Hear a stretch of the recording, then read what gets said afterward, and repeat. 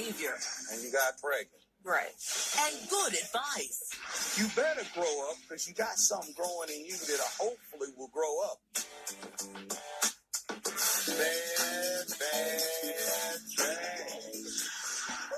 Bad girls you love to hate. Today on Judge Joe Brown. What do you do when the worst roommate ever just happens to be your sister? Home health care provider Shalon Barnett is suing her sister for rent and the value of a vehicle. Defendant Andrielle Kendricks says the plaintiff should have submitted the claim to her insurance. Now it's Joe time. Let's see, Ms. Barnett, you're suing your sister, Ms. Kendricks? And you say that your sister lived with you for 6 months without paying any rent and then totaled your motor vehicle. Is that right? Yes, sir. Ms. Kendricks, you say your sister shouldn't have been so mean as to have charged you rent when she knew you had no job. And you say she should have gone through her insurance policy instead of trying to make you pay for the vehicle that you totaled. Let's see, you allege that in February of this year, your sister was going through a bad breakup with, an abusive boyfriend and needed someplace to stay. Is that right? Yeah. So what'd you do? Let her move in with you? Yeah, because I love my sister a lot, and I hate that we even have to go through this. Now, she comes and lives with you. You have her sign this promissory note, of which I have a copy. Basically, it's a rental agreement. So she's going to be allowed to live the first month for free and then $250 per month thereafter. Is that right? Yes, Judge. I and Andrielle Hendrick agreed to pay Shalon Barnett in the amount of $250 for 6 months. The first month is free. Signed March 1st, 2011, 7 years ago. What happened? Okay, from the time she moved in, she was real junky, messy. She would never clean up after herself. That's not true. Well, wait a minute. How can you say a person would not be of that opinion? Oh, man, somebody might sit you down at a table, young lady. Here, eat this. And you say, this is absolutely awful. Oh, it's not awful. Well, it tastes awful to me. How can you say? So when she says you were messy, sloppy, and all this other stuff in her opinion, that's her opinion. Now, you didn't like the way she kept her house, so to speak, right? And so, she would just, use any of my stuff. Like, she would borrow pairs of my shoes, and she would never ask and stuff. And sometimes I would catch her friends with my stuff on. Also, she would let my friends wear my stuff, whatever, and stuff would come up missing in my house. Bad. By the way, do you smoke? No. Did she? Yes. Have any problems with that? Yes. Her dude friends, they come over and they smoke Black and Milds and stuff, and I'd have Black and Mild burns in my couches and stuff. And they was real disrespectful too. They'd be loud, cursing. Okay. I would have everybody leave out my house. When I come home from work, I don't want to see a lot of people in my house on top of stuff coming up missing. And then, my kids, we want to be comfortable and come home and be relaxed and everything. We don't want to hear all that. I work every day. I work Monday through Friday and every other weekend. But it's just about respect. Now, August 19th, I believe you allege, you decided to attend a wedding of a friend out of town. Is that right? Yes, sir. The reception was over. Everybody was having a nice glow, but you got a phone call. Yeah. Tell me about it. Okay, the phone call was around 1:30.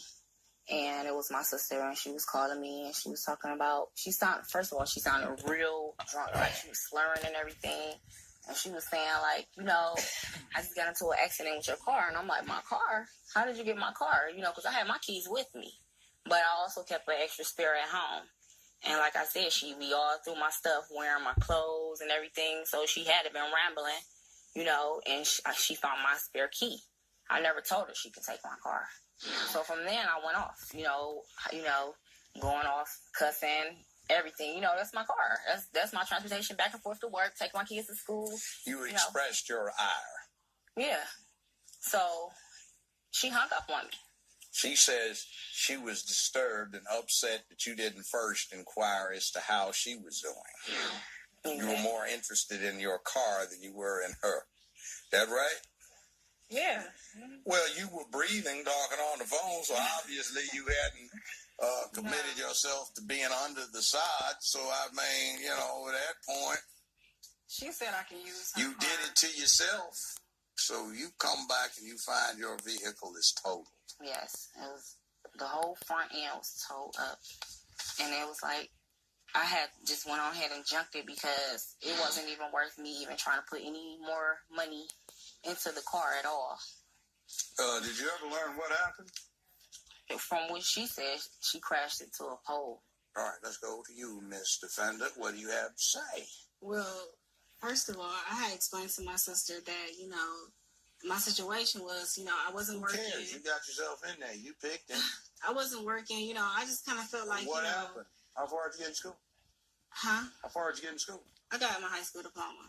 Well, been back to a junior college, anything like that, trade school? Yeah. No, I haven't did any Well, of did that. you pick the individual you got involved with? Yes, I did. And you got pregnant? Right. Who did that to you? I was just going through a rough part in my life. What rough part just in your like, life you know, with that me you not didn't working bring on yourself? and everything like that. I just needed some help at the time, you know. And she not telling the truth. Because I don't smoke. She was doing smoking, and she would be drinking herself, and she'd be going out. She says she doesn't partying. Smoke. Yes, she do. And she's got two children. You ever heard of secondhand smoke? What? She's smoking her own house, and she's smoking in front of her kids, too. So, you know, I didn't feel like, you know, for a person who don't care about their kids, then, you know. I don't get that from her. But in any event, how did you manage to get her automobile? Well, before she left, she said, you know, you can use my car. You need to, you know, run around and do some things. You know. When did she let you use it before? She let me use it from time to time because, you know, I be having her kids when she be at work. You know, she didn't say that part, you know, and I be watching kids taking. Why would you have one that's supposed to be in school, first grade? Why would you have that one? I had to take them to school sometimes since somebody got to pick them up, you know.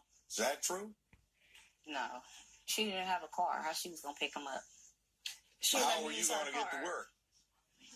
Because she did tell me I could use her car, you know, and... she did? Yeah, she did. You know, I wouldn't just be, you know, take nobody's car and just take nobody's car keys. Well, she says you took her clothes. Let your homegirls use her clothes.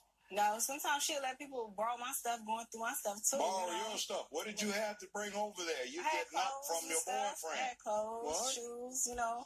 I wasn't down and out. You're unemployed. What have you got? She's got a steady job. She's a bit older than you. So what do you have to bring over there?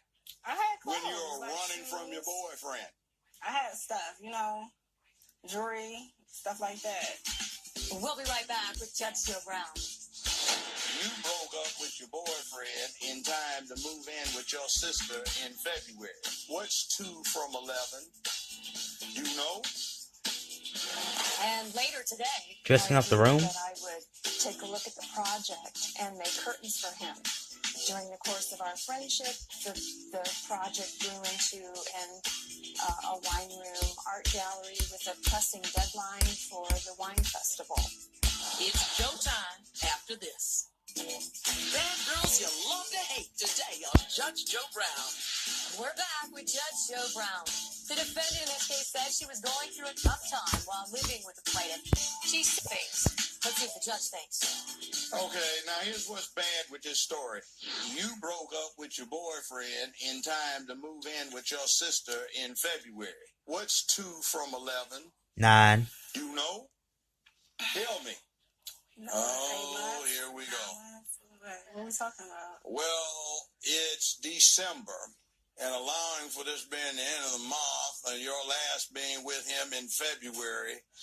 A vehicle is told, now sisters are putting the blame on each other. All right, the end of the bloody month, there was that last episode before you decided you couldn't take it. Then we'll go November, since November just ended about a week ago. Let's say 2 from 11, that's 9. See, that's why I don't believe you, because I'm just testing your credibility. When are you going to grow up?